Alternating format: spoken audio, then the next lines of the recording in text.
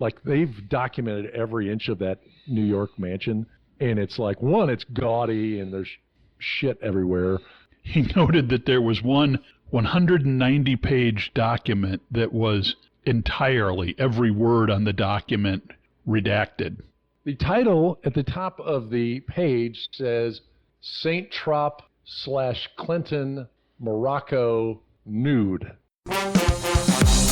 Welcome to Bourbon and Rum, the podcast dedicated to civil conversation. I'm Kent, I like rum, and I'm from the left side of the aisle. And I'm Kyle, I like bourbon. I tend to be a little more conservative. We're brothers talking politics over bourbon and rum.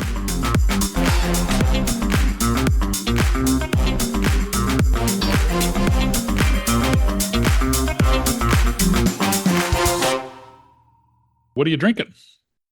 Well, I decided to drink a little something from my top shelf. I had a good win at work today, and I was like, well, I'm going to celebrate with a little Weller single barrel. So good, very nice. Good stuff. Very refined taste. It's, honestly, it's very similar to Pappy, like a Pappy 10. I had them once the same night. I had a Weller single barrel and a Pappy 10, and to my unsophisticated palate, they're pretty close. So pretty tasty stuff. Interesting. How about you? What are you drinking on? Well, I had a very mundane day at work, and I'm drinking Cruzan U.S. Virgin Islands rum. This is their black strap expression, and it is the thickest, darkest. I mean, it looks like motor oil, and it is molassesy and funky. So that's kind not of mixed with anything. That's just the pure rum in your glass. Yeah, that's pure rum. It looks like I actually lightened everybody it. else. It looks like a black coffee on ice. Yeah, it's pretty tasty. So, and my bottle costs about less than your glass full of your stuff. Yeah, well, depends on where you buy it. Yeah. Well, good. What's happening in the world today? Today is Epstein release day. I hate going back to Epstein again, but honestly, I'm sitting here thumbing through the document, justice.gov here, and I will say whoever decorated the New York mansion, that place, money doesn't buy taste. Let's put it that way. Well, I haven't had a chance to look at anything. I heard a couple of commentary online.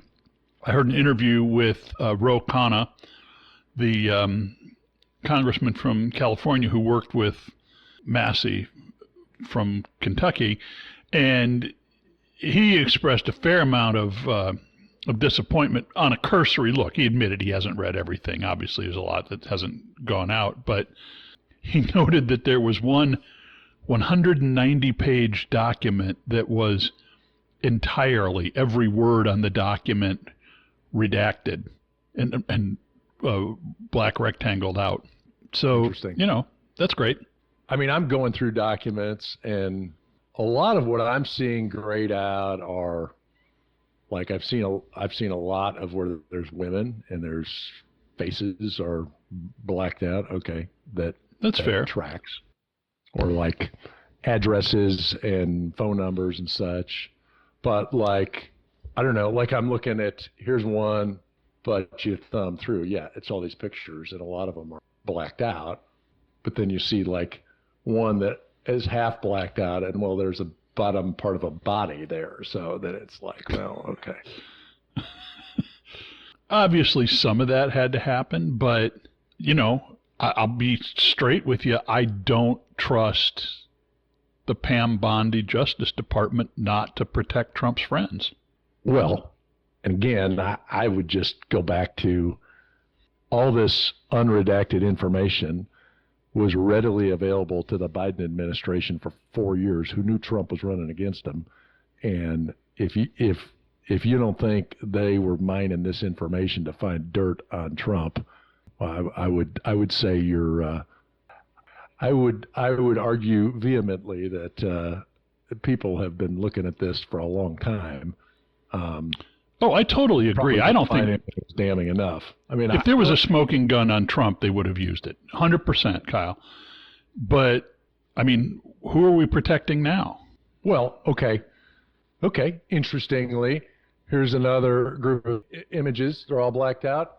The title at the top of the page says St. Trop / Clinton Morocco nude. Now, I don't know if that's Clinton. I don't know who that is. Thank you. I will say thank you, General Bondi, for blacking out the nude of Bill Clinton. I'm not surprised that Bill Clinton shows up in there. I don't know that that's Clinton. It was just the beginning of the thing. But like, there's pictures. Like, here's a woman's legs and feet, but it's the title of every picture is nudes. Well, okay, I can see why that's not. I can see why of course. That's blacked out, you know? Of course, I don't disagree with that. Let me rephrase the question. Do you honestly believe that there's a good faith effort on the part of Pam Bondi to be transparent about what's there? I mean, I'm seeing a lot of documents, and I don't think it's unreasonable that there's a lot of review that has to take place, and they've identified 1,200 victims. They're going to redact anything that touches those victims. So, yeah, I mean, it certainly seems like they're making an effort to get everything out and that there's a lot of stuff. But I guess the thing is, I don't know that regardless of what they do or how they behave or what they release, it's probably not going to be good enough if your mindset is that people are up to no good and protecting somebody. Well, probably true. I don't have confidence. I don't. Yeah, so I don't trust the process. I don't know that there's anything they can do that would be acceptable to you, because even if they said, "Hey, we released it all," you're not going to believe that they. True. And if that makes me dumb or intractable, I'm sorry, but when they go to such lengths to fight, they did not need Congress to act to release this. They're only doing it under protest. So I'm guilty as charged. There's nothing that she could do that I would trust, which is unfortunate, because I would like to believe that I saw the actual, the contents of the repository, but I don't. It would be really difficult for me to imagine getting a 190-page document that's all blacked out and then feeling good about that. So, no. Okay, but there's 300,000 documents. I mean, I'm thumbing through 10,000 pictures, and each picture, like this one that I'm looking at, is 86 pages. Each page has 9 to 15 pictures. This is the St. Trop Clinton Morocco nude file, which I have found actually Clinton is in several of these. So I'm just saying it's not a small amount. No, I believe that. I'm just saying. I mean, look, maybe I sound like a raving conspiracy theorist, but don't. Why would he protect Bill Clinton and Bill Gates and all? Well, he didn't. Possible He didn't protect them because they're in the thing. Where's that Pulte guy? Have you seen him show up in any of those yet? Everybody knows that he's thick in the thing. Do you know what I mean? I don't know. I don't trust him. I don't trust him. Well, but are you going to read the document? Or you don't care? Probably not all 30,000, honestly, or 300,000. Probably not. Well, I'm just saying that. I don't know. I mean, the documents are there. I don't know. What's that guy's last name? Pulte? Just mentioned. P-U-L-T. P-U-L-T-E, yeah. Is it indexed? You can search for him? I'm going through the contact book. Oh, it's got his black book on there? Yeah. Are the phone numbers still there? Could we try ringing some of these people? No, they've blacked out the phone numbers. Protect the innocent. I don't see a Pulte in the black book. Interesting. I see a Pritzker. Yeah, didn't we know that, though? I don't think it's Jay. I think it's a family member. Yeah, it's Nick and Thomas. They may not even be related to Jay. Who knows? Yep, probably are. Hang them out to dry. I don't care. I don't care if they're Republican or Democrat. Hang them out to dry. Yeah. There is no office holder or national figure in the Democratic Party, no matter how much I revere them, that I give a rat's ass about what happens to them if they're a part of this. Nobody. Yeah. I'm with you 100%. No, and I'm not, like I said, I wasn't happy that it took this long to release it. I'm with you there. I guess I'm just saying, as I'm reviewing these documents, it's like we laughed about during COVID. Well, I'm all of a sudden an infectious disease expert. I'm all of a sudden a grand jury testimony document expert, Kent. But no, I mean, it's a lot of stuff. A lot of the redaction I'm seeing makes sense why they'd redact it, but I'm sure there's a variety of opinions about should all that stuff really be redacted or not. And I'm not for covering up anything. I'm just saying it certainly seems like we're getting a hell of a lot more information than we've gotten in the last 5 years. Well, true and good that. I don't know. I don't think that my position is particularly rational. I'm confessing this to you rather than bragging about it, but I have zero confidence in their commitment to the truth. I think that they're complying with the minimal letter of the law that they can get away with. And if there's any friends of his in there, it's going to be buried so deep that it'll take us a long time to find it. Well, but I think it goes back to what we kind of talked about before the release. That all right, I got to stop looking. I'm looking at the kitchen right now, but it's so weird though. Like looking at the pictures of they've documented every inch of that New York mansion, and it's like it's gaudy and there's shit everywhere, but then there's like just random, paintings of scantily clad women, and there was a bust of like boobs or something, it was just like random weird stuff. But I think there's a unobtainium quality to this that we kind of talked about before they released it. Like everybody's saying there's nothing there, but nobody's going to believe there's nothing there. And so it's kind of like the Warren Commission here. It's like, well, here's everything. Well, they're lying. It's not true. It's like it's never going to be resolved because regardless of what Pam Bondi releases, you're not going to trust that it's enough. And if there's a Democrat that gets in office and they release a bunch of stuff, every Republican's be like, well, they're covering up their friends and they're just highlighting. Like, I don't think there's any path to resolution on this thing, honestly. I know we like to talk about this regularly, but it's like, I think it's almost like an impasse. Like, there's nothing that's going to resolve the unopened, unanswered questions. You're probably right. And that's consistent with what I've said too. And I feel like this is rehashing of what we've already talked about, but this is not about the Republicans versus Democrats. This is that crowd versus all of us.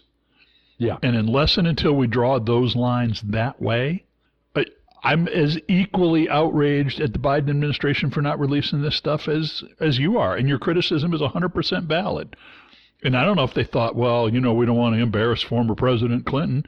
I don't know what they were thinking, but it was stupid. They should have dropped it all. It's them versus us, not your side versus my side in this. Yeah, that's a good point.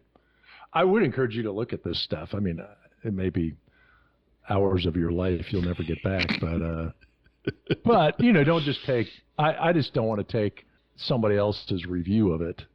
Fair enough. To cloud it. It's so much of it is just mundane pictures, and it's like, right. I don't know. There's so much of this there's this intrigue that we're going to find this, and it's like, there's probably 4 pictures that matter, and the rest of it's just bullshit. I mean, maybe not. That's maybe an over-exaggeration, but there's 500,000 documents, but like I thumbed through 1,000 documents that are pictures of a house that nobody lives in. Like, okay. Yeah. But I think we said this before too. In some ways, the mundaneness of this is the real scandal. These people milling around in the place with the, pornographic sculptures places. And man, I got to give credit. I've said this 100 times. Go back to Howard Lutnick. Dude lives in the house next door, gets invited over, looks around, looks at his wife and said, "This is creepy shit. Let's get out of here," and never went back.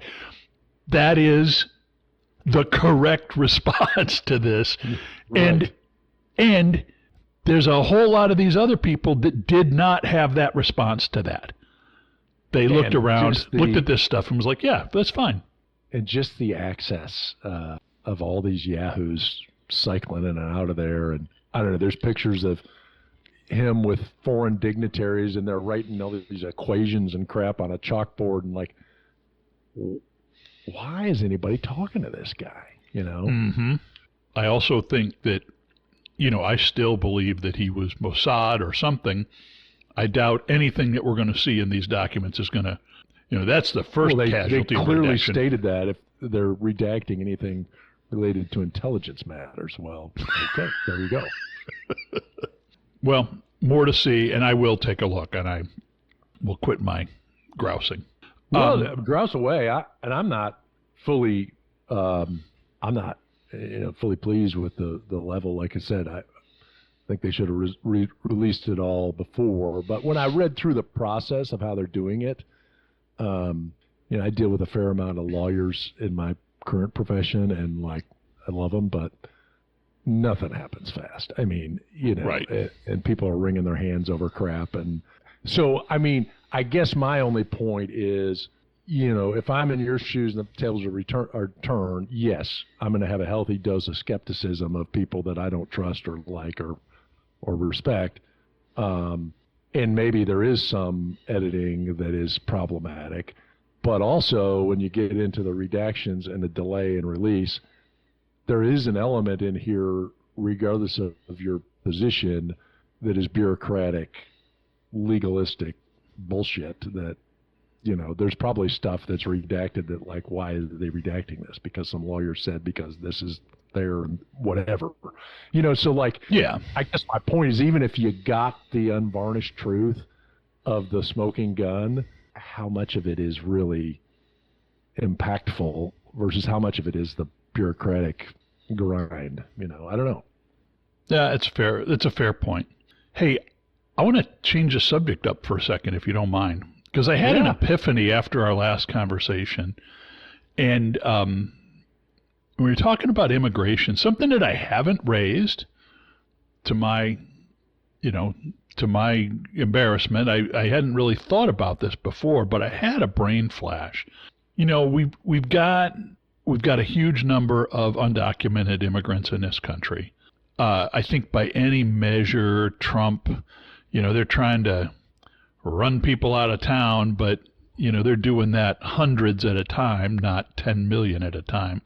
Did you ever wonder, though, why do we not approach this problem at the, I guess it's not the supply side, but the demand side? And I'm going to make an analogy here, and I want to set this out carefully. Most communities for the longest time tried to enforce against prostitution by arresting prostitutes. You know what I mean? Like, oh, these girls are out on the street, we're going to arrest them for soliciting. And then a lot of places got smart and realized, actually, you do a whole lot better by leaving the women alone and arresting the men that are hiring them. And I wonder about, we talked a little bit about the meatpacking companies in Iowa that employ questionable immigrants by the thousands. What if instead of like ransacking through families' homes, what if we really focused our enforcement on, you're a corporation and you hired someone with fake documents, you looked the other way when they filled out an I-9 with a passport that didn't even look like them. What if we took seriously companies' responsibility under the law to affirm that people are eligible to work in this country? What about that? Yeah, I mean, I have to pick on you a little bit. I always do like the undocumented immigrant, like, oh, well, they're an immigrant, but they, I lost my license. No, there is a document. They've got a document, and the document says they're supposed to go home, but they chose not to go home. So, it's like, Okay. document. But, yeah, I mean, I think that's valid. I mean, I think it also comes to a matter of, it's back to anything else, a practicality of enforcement. I mean, there are laws on the books. Large corporations do have to follow pretty strict guidelines of hiring and making sure that people have the right credible documentation. I think where the bulk of the hiring, though, it's not, Ford Motor Company that you're going after. You're going after, small cash operations, which, yeah, not a bad idea, but I don't know. I question how enforceable it is. I mean, I don't think it's. I mean, you talk about what's going on in Iowa, but the kind of corporate scale at which you could do this at a mass level, if it's a large corporation, well, basically any corporation's got pretty strict rules of who they can hire, who they can't. I think what you're dealing with is more kind of the smaller entities in the market, which, again, not to say there couldn't be a way to enforce that, but I think it's harder. I just think you don't have to fix it all. You can change the labor market. I would be really, you're right, there's laws on the books, and I had to fill out I-9 forms for new employees for many, many years. I know how that works. What I'm interested in is how much is the Trump administration spent on enforcement of laws against employers for violating their responsibilities in this. And I don't know that that's less efficient than trying to arrest 10 million people and move them out of town. I would say Tyson Foods is not a small family business.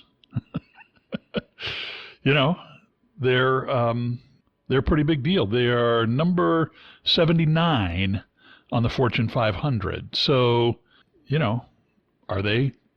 Is anybody checking up on them? Are they getting any? Are there any enforcement dollars being spent on that? I don't know. Maybe there are, but I just wonder. If jobs dried up, you might have fewer people clamoring to get into the country. At some point, I think what struck me is this, that I said, and I think I'm right about this, most of these millions of people are not just here, cleaning out the food pantries. They came here because they wanted a job. They want a job and they want to send money back to their home countries. And if there weren't jobs, you wouldn't have the same kind of demand to come in here. Well, but I mean, we've pretty much fixed illegal immigration. The border crossings are virtually zero. What are you going to do with 10 million people that are already here, though? That's what I'm saying. Peace, but it's not really a demand issue. It's more of what you're advocating is let's eliminate employment, and so that we can have a bunch of unemployed folks. I'm not sure how that results in deportation faster. No, I didn't mean it to sound like that. I'm just saying they're coming here for jobs. We're employing them. So I just, how is it their fault? I don't know. Obviously they choose to cross into our country illegally or come in and overstay a visa. It's their fault in that sense. It's a mix. In our fault because we had a border that was wide open for.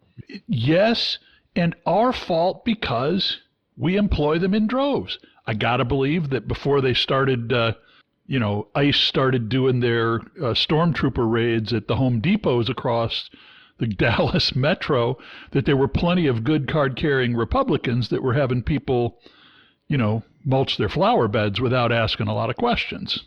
Well, but then it's also a question of what level of,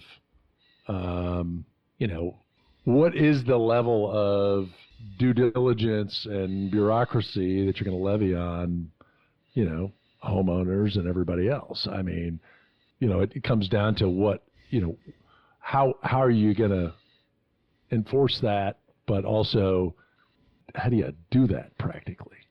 Well, yeah, but even if it's not about enforcement, I mean, do you think I'm wrong? Do you think that there are people that that have railed and bitched about immigration and then turned around and gladly hired people that don't speak any English without asking any questions?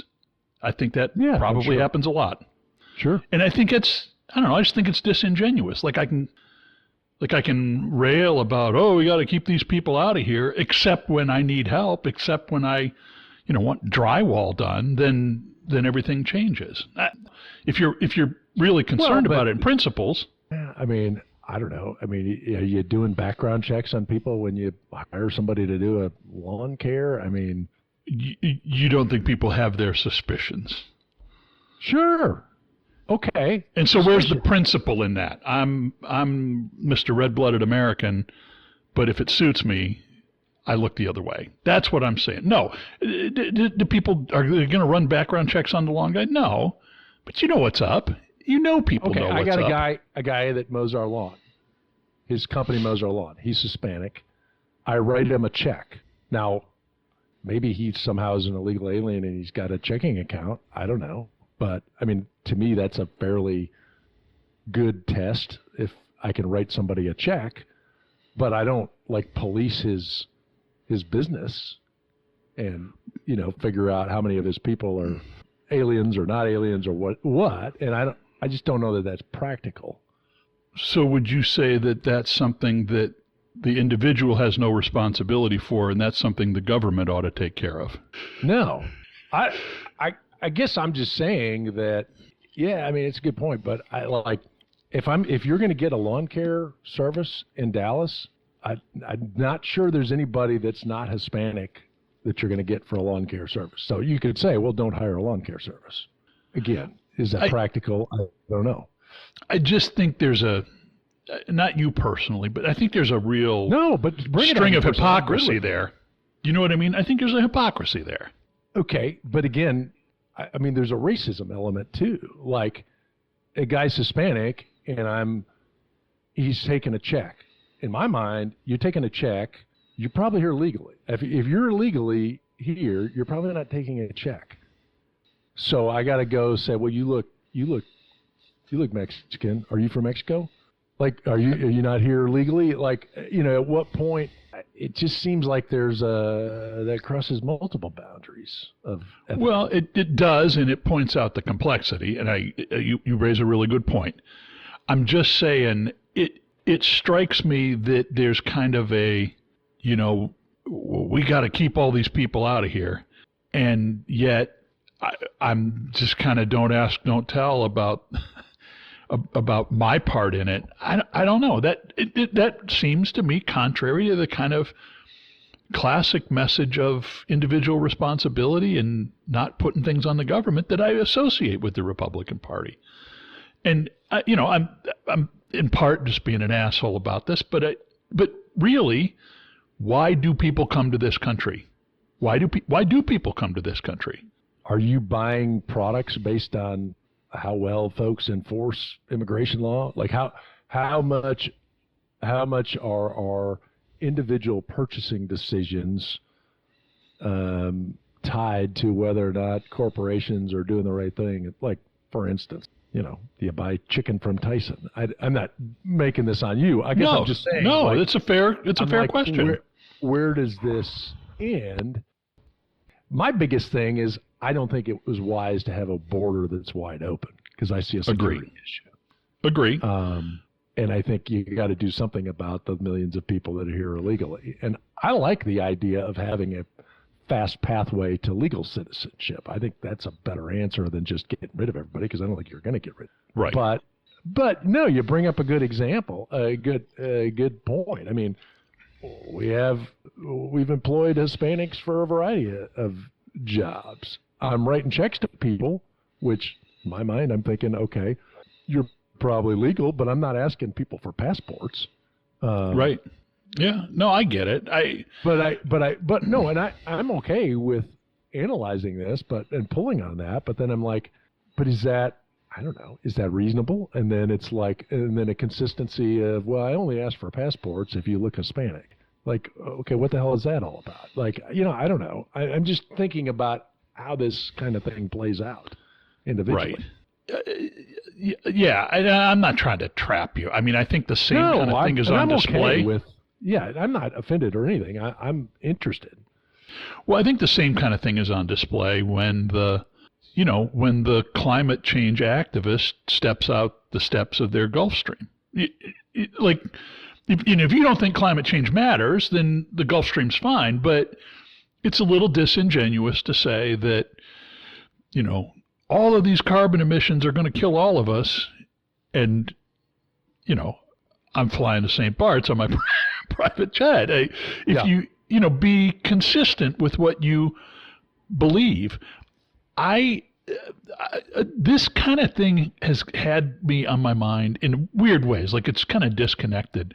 You're going to scoff at me. I bristle a little bit when people are like, buy American, look for the American label. I'm kind of a free capitalist.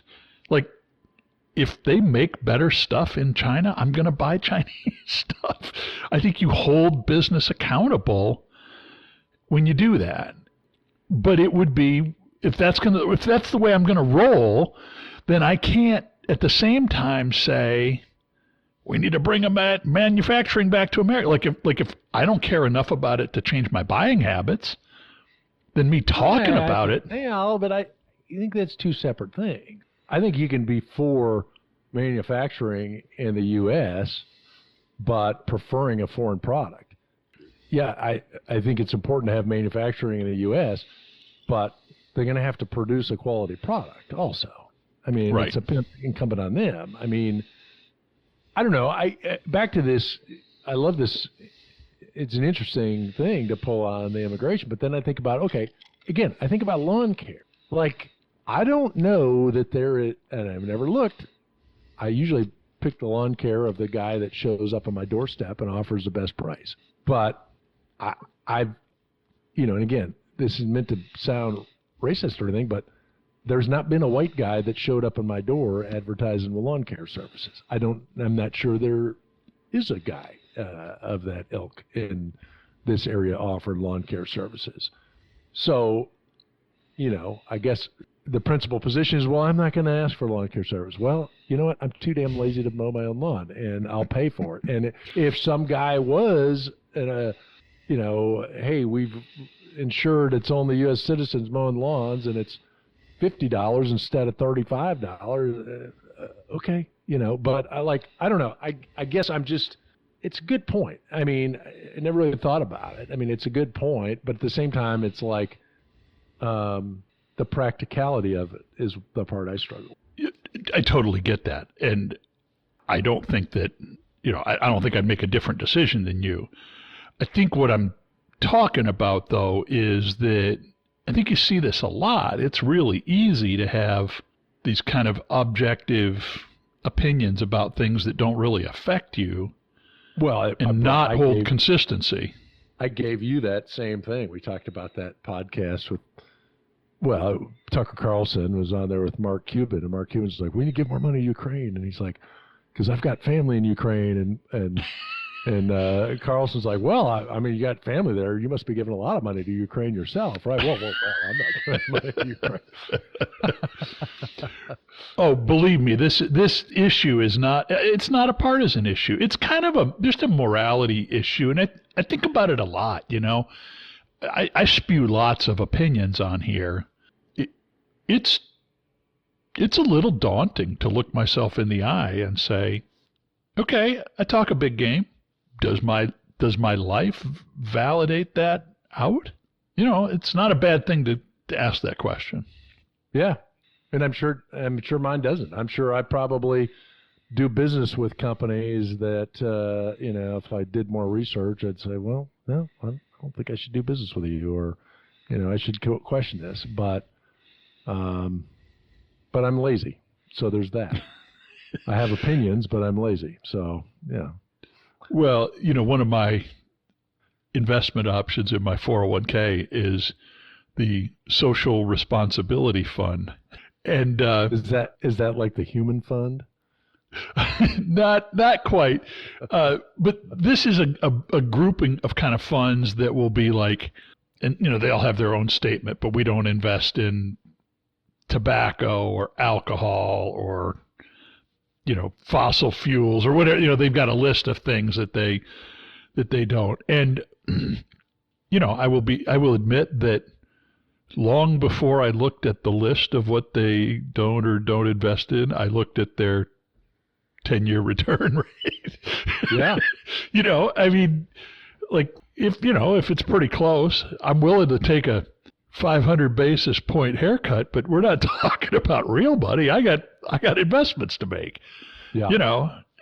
And I don't know. I think that it's just something that's been on my mind, and I again, the immigration issue is one that really lends itself to that kind of introspection. Like, I don't care if we're talking about your lawn, if we're talking about 10 million people in this country, I'm going to go out on a limb and say the most of them are employed some way or another, or there's a family member that's the breadwinner for that family.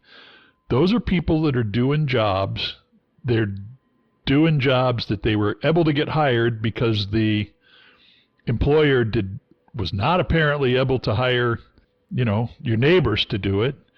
And we all benefit from that. What are we going to, I mean, seriously, have you thought about if the Trump administration was really effective in getting illegal immigrants out of Dallas? I mean, you might have to buy a weed eater or something. I mean, yeah, or maybe there's somebody else that will find it economically viable to do it at that point and offer the service. Yeah. I don't know. I mean, I think it's illogical to think you're going to get, and I think my guess is the number is much north of 10 million illegal immigrants. We're probably 20 or 30. So I think it's illogical that you're going to get everybody out. And certainly support getting out criminal illegals, but that's why I'm mad of come up with a legal path that's fast and easy. Sure. And then shut down the southern border. We don't have any more. But it's kind of like probably a bad example, but it's kind of like if your credit card debt starts going up and you've got the cash in your savings account, you say, I'm just going to pay it off with savings. One-time deal, and then it's not going to come back again. That's great if it doesn't come back again. But if it comes back again, now you're just pissing away more money at it. Right. And I kind of view it like that. Ronald Reagan did an amnesty, and we thought, okay, we're going to solve this. Well, that's great if you don't let any more in. But then if the trickle continues and it's wide open, well, now you're going to have to re-amnesty. And so I think, you could do that, or if not amnesty, you do some quick pathway, but then you got to have some commitment, bipartisan commitment, that we're not going to create this problem again. But to your point, the problem wouldn't create, if you think about it, if Reagan kind of paid off the credit card bill in the 80s, there's a reason why it's picked up over the last 50 years. To your point, it's good for people. It's good for people to have folks in that part of society. And I think people on both sides of the equation don't want that to end. Yet, everybody, it's like we talked about, every candidate for the last 50 years will get up and say, well, we need comprehensive immigration reform, because they know that's a completely nebulous BS thing to say. Trump came in and said, I'm going to fix this, and he's fixing it. Well, now it's causing a lot of problems. Yeah. And pissing a lot of people off. Ultimately, the beneficiary of the way that we've approached it, that we've made it expensive, and that we cause people to be in fear, all that does is drive down the wages for those people. People will take less money. This is basic economics, right? It's a hazardous situation. They're beholden to the companies Oh, now wait a second. Now we're verging on a conspiracy. So where you're going is Trump's border enforcement is about creating fear and reducing the price, the labor cost. I don't know if I'll give him credit for thinking that far ahead, but I think that that's absolutely one of the outcomes of what we're doing. Okay, but let's dig into that a little bit. You're reducing the supply. Won't the price go up? You're reducing supply, but you're actually increasing supply of people that, if you've got a job where nobody will cause you problems, if they won't rat you out, you'll take a lower wage, right? So you are flying under the radar. I don't know. I haven't thought this through that well. But is that gonna? I don't know. But I don't think it's the employer that's gonna. I mean, honestly, any employer of illegal aliens right now wants to do everything they can to keep them because they're way cheaper than the alternative. So, like, there's no motivation for an employer right now to rat anybody out. They'd like to hide them all in a closet someplace. Yeah, maybe. Interesting theory. Well, I just think there's a lot of dynamics. I think you, and I don't mean to personalize this, but when you think about the immigration issue, you've said this, and I respect this position. You fear that we've got an insecure, or had in the past, an insecure border, and so if the enforcement of that border security is lax, then there are going to be people that are going to come here because they just are looking for opportunity and a new job. But there are also going to be people that are fleeing prosecution in El Salvador or whatever, right? And so this becomes an easy place for them to get, and your concern is about security. I don't know what the number is, but I'd be willing to bet that there are more people that are just like, their families are hungry and they want opportunity, and that kind of person outnumbers the person who's like one step ahead of the law in El Salvador. Both of those are true. I think that the one is probably more likely, but I think that you're thinking about a particular kind of scenario, and I'll admit that I think about other things that I probably romanticize it a little bit. I mentioned before a woman that worked for me in California, and we were just sitting in the lunchroom one day, and she was like, yeah, I came here illegally. My mom, I was a little girl. She was holding my hand, and we were running through the desert in the night. And, she was willing to do anything to get to this country and to create this life for me. And now I'm naturalized. And I think about that, and I think that woman cares more about her citizenship as an American. 90% of the people that I know that grew up here and are just expecting everything to be grown on trees for them. And so, that's my image when I think of immigration. It's not the only truth. There's a whole lot of other stories, but that is my mental map. And she's not the only one. I don't know if that's the majority, but there's a real strain of that. And I admire people. I admire somebody who says, my family is in danger or in poverty, and I'm willing to take the chances to walk through the desert and go take a job mowing somebody's lawn so I can wire money back to help my kids. I can't not admire that person. Sure. No, agreed. I also think, though, the other aspect of supporting a strong border is a humanitarian element.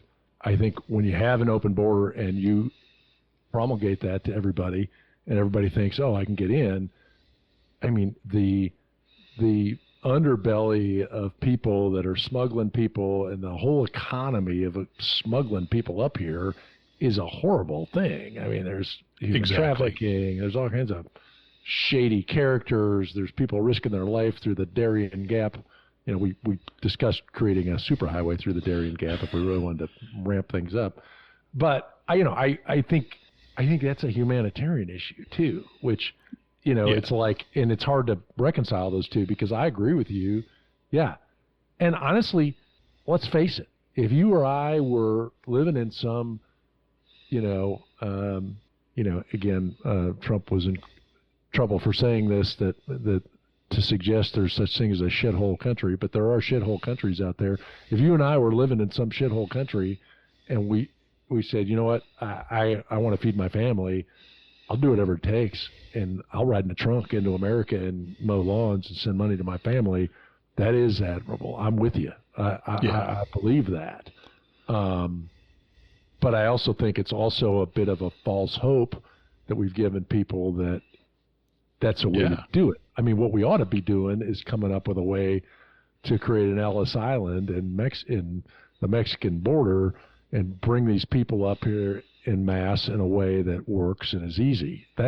I think that's our biggest problem. Why don't we do that? I could get behind that. You get behind that. Why don't we do that? Yeah. What are the headwinds to that? Yeah, I don't know. I don't understand it. I understand why nobody's in favor of that. Other than, to your point, everybody's talking a good game about wanting to legalize and reform and all this, but the majority of the public really wants illegal immigration. It's like this, I'm trying to think of a good analogy, but it's like this poison that nobody wants, but everybody wants. Yeah, it's interesting. Because honestly, that wouldn't be that hard to make happen. But nobody supports that. Why? No. Well, I mean, I'm going to resist like throwing this back about Trump, but when you build your campaign around the rapists and murderers and they're eating the dogs, it's difficult then to pivot and say, and we need them as a workforce. We need new people paying into Social Security. Therefore, we're going to have a fast track line that if you can prove that you weren't a member of Tren de Agua, we're going to let you in and we're going to give you a green card and we're going to let you work here. Yeah, but that's an easy path to follow, that it's a Trump issue, but this has been an issue since forever. I mean, nobody's willing to do this. Yeah. And there's people that's had the power and the support, and nobody's willing to do it. Why is that? You know, that's the other thing I'd love to understand, and I'm not knowledgeable enough, maybe you are, because you tend to be, do you need to refill? No, I'm good. I might refill. You tend to be smarter from a historical standpoint, but be interesting to know what the percentage of immigration was like when Ellis Island was in full swing versus now. Like, is it substantially different from a percentage standpoint? I don't know. That would be a good stat to look up. I do know that it's been like over our history, we've had these times when we've just been like, bring them in, and then you bring too many in, and then there's this kind of pushback against it. You know, we had, interestingly, most of what gets bandied about Mexican and South American or Central American immigrants, you could roll the clock back 100 years or 150 years and talk about the Irish, and you'd get a very same kind of a nativist view. You shouldn't let those people in. Before that, it was the Germans. ChatGPT, interesting. The prompt is, what times of American history had the most immigration from a percentage standpoint? In the 1890 to 1910 time frame, 14 to 15% of the U.S. population was foreign-born. 1850 to 1860, foreign-born share was 9 to 10%. 2000 to present, 13.5 to 14% foreign-born. So almost as high as the peak in the 2000s. And I'm sorry, I'm trying to keep track. What was it during like the Irish potato famine, 1850s? 1850 to 1860 was 9 to 10%. 1930 to 1970 was the lowest, 4 to 5%. That's interesting. Wouldn't you think that 1930s people would have been, of course, our economy sucked then too. There wasn't a reason to come here because there wasn't a job here for you. It's interesting. It's strange bedfellows. You know, why don't we have the fast track line?